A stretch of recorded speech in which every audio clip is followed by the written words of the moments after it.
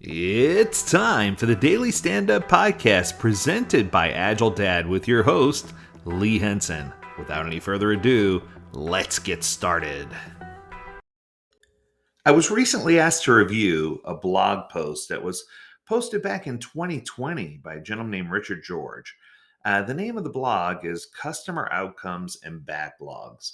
Now, right away, I was happy to see that the focus of this was on outcomes and not outputs.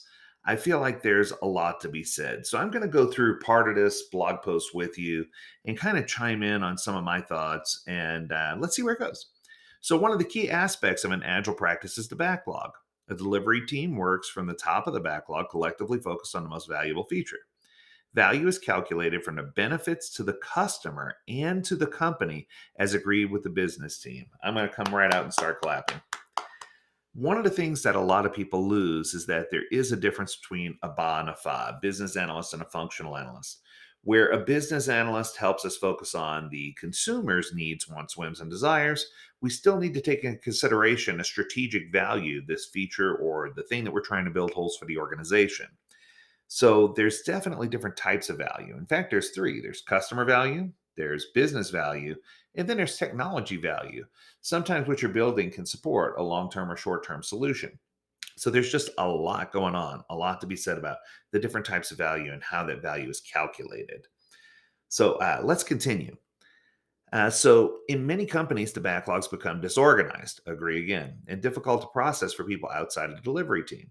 This often lends to non-productive manual work to tie the delivery team's output to the business and functional structures outside of the company. This leads to the incorrect view that agile means throwing project management and delivery confidence out of the window. One of the things that I've recently learned is that the stable framework kind of talks about this quite a bit. It talks about the importance of understanding quality management, the importance of understanding how lean projects are built, the importance of understanding how agile integrates, the importance of understanding how not to feed the hidden factory. There's a lot of other things that come into play, and we should never get into the mindset of the practice that we're going to throw the baby out with the bathwater. We need to make sure that we understand that there are pieces of traditional project management that still come into play, especially when we're talking about managing and governing releases and figuring out how we're going to process information and delivery confidence, making sure that we are going to do what we say and say what we do. And I think sometimes we overlook those things. So this is going to be an effort to define outcome and how outcomes fit into a backlog. It'll then talk through integration of outcomes to the needs of other departments within a company. I like where they're taking it. So he starts off with why outcomes are important. He says, for many years, companies have called out the importance of being customer centric in the delivery of new experiences. This hasn't changed. In practical terms, customer centricity is the practice of starting with the desired customer outcome and working backward into the company, refining the user journeys, business processes, technology, and human touch. In taking such approach, I love it. One can be assured that all changes are tuned to meet the stated outcome. This is the line. Outcomes are the language of delivery between product owners, engineers, and business teams. I almost wish I would have said that quote. So I'm going to say it one more time. Outcomes are the language of delivery between product owners, engineers, and business teams. If you can get that out of this episode, then you've already gained the lion's share. I think that when we talk about customer centricity and we talk about how we're going to focus on said outcomes and map backwards to business processes, that is when we're going to have the power of being able to improve the way that we deliver products and services, both to external stakeholders as well as to internal management. It's going to help us make sure that we're delivering a set of well-defined deliverables that provide value to the customer and that those are honed in and we have laser focus on those deliverables. It's going to ensure that larger items in the backlog are appropriately sized to enable us to get a train of different delivery value to the customer every single sprint. It's going to help us better report progress across teams and across the organization without resorting to manually figuring out what we're delivering, right? And it's going to enable a culture of inspect and adapt, as well as experimentation by focusing on outcomes and making outcomes the key deliverable. It's also going to help when it comes to dependencies. Now that I'm thinking about it, because when you're tracking dependencies between outcomes and the customer, it makes it easier for you to see exactly what the customer's needs are and to identify things faster so that you can get a better yield.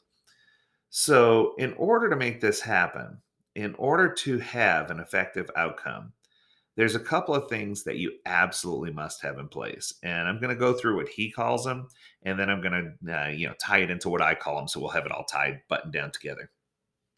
The first thing he recommends is a mandatory customer. I call this one a key stakeholder. You need to have someone that you can't live without, someone who is the absolute glue that's holding everything together. And this person sometimes is referred to as a SME, a subject matter expert. But the point I'm trying to bring up is that this person doesn't always need to be the SME, or it might not always be the SME. Because in fact, sometimes the mandatory customer might pay and be the sponsor. Other times they're not. Sometimes the mandatory customer is the target persona who's going to be using your product. Sometimes they're not. So I guess what I'm trying to say is we need to go through the exercise of figuring out who in a project, if they left, would everything fall apart. If we can figure out who that person is, then we know who our mandatory customer is. We also need a mandatory object of control or a feature. This is what I refer to as an MVP. We need to have something that has minimal marketable features that combined together make a minimal viable product. And that MVP could be a simple workflow, it could be a journey map, it could be an actual physical product. There's lots of different directions we can take it, but it's important for us to understand that we have to have the quote unquote must haves in order for us to be able to proceed. Okay, we need to have a mandatory customer benefit. Amen, brother. This means that we need to make sure that we're talking about what the consumer's needs are, how it's going to impact the consumer. We need to make sure there's benefit to the consumer. If what we're building has zero benefit to the consumer, then it darn well better have the next one, which is a mandatory business benefit. If strategically we can explain how this is going to help us situate ourselves to build something better in the future, or we can say by making these changes, it's going to help us to drive something internally and make something easier so that our customers will get further benefit down the line. We need to make sure we identify what our business benefit is, what our customer benefit is, and then optionally, we can put in some context clarifiers. And I love this because sometimes when teams are trying to build a product or service and they don't know why behind the what, they struggle with trying to drive towards outcome.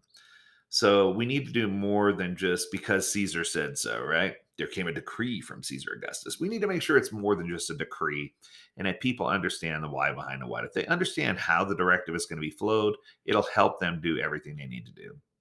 Okay. The next section focuses on using outcomes for experimentation.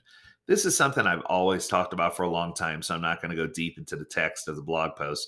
But it talks about an experiment starting with an establishment of a hypothesis, which is something we do in all of our Agile classes, and then proving that hypothesis through experimentation. And it's just so important because then when you get to that point, that shows that you're using outcomes correctly and that you're managing outcomes correctly and that people understand what we're trying to do, that we're breaking down a project into concrete outcomes that are of value to the customer, of value to the business. And a precise nature of the outcome will force us to focus on a short time box for delivery so that we can inspect and adapt. So this is how we make significant change. The last thing that he really gets into is talking about how to keep things simple and plan using backlogs that are outcome focused.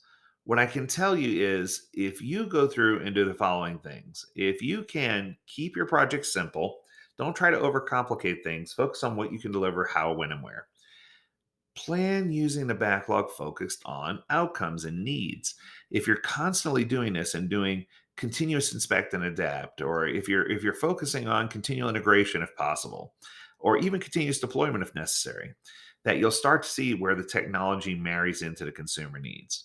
If you use story points instead of time-based estimates to make sure you're focused on how this is going to size up and are able to forecast with greater accuracy, if you're focused on continual improvement, all of these things are going to help you in the end make sure that your outcomes and backlogs and your journey map to what the consumer's best needs are, the strategic best needs, and they're going to help you really build a solid Agile practice.